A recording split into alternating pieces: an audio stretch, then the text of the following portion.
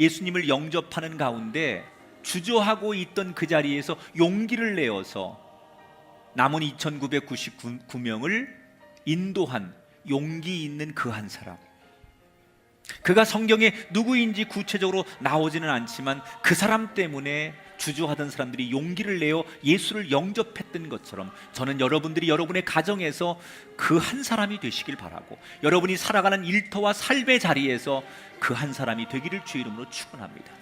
누군가 용기 있는 사람이 내가 예수님을 믿겠습니다라고 공개적으로 이야기했을 때 남은 사람들이 예수를 믿기로 결정했듯이 그 한 사람이 우리의 삶의 이 시대에도 필요하다면, 물을 흘려보내는 갈릴리 호수는 수많은 생명을 살리지만 물을 받기만 하는 사해 바다는 아무도 살지 못하는 죽음의 물이 되었어요.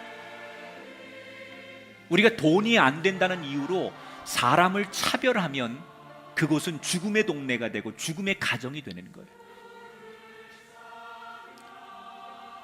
정말 생명이 있는 곳에는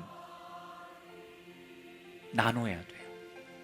예수님처럼 나누어서 이웃을 살리면 하나님이 그 사람에게 더 큰 기쁨을 주시는 것이 하나님의 법칙인 줄 믿습니다. 여러분, 예수를 정말 우리가 믿고 회개했다면 움켜쥐는 인생이 아니라 예수님처럼 나누는 인생. 우리가 보통 이렇게 나누라고 하면 큰 돈이 있어야 되거나 굉장한 자기의 어떤 시간과 에너지가 있어야 된다고 생각합니다. 여러분, 다음 주에 있는 걷기 축제 같은 것이 작지만 내 시간과 에너지를 들여서 예수님이 기뻐하는 이 나눔이에요.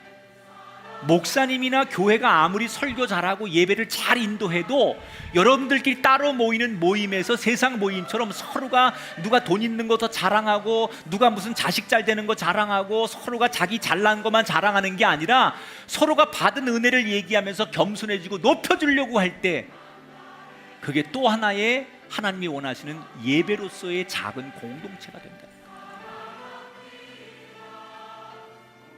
여러분, 가까이 할수록 문제가 되는 게 있고 가까이 할수록 문제가 되지 않는 게 있어요.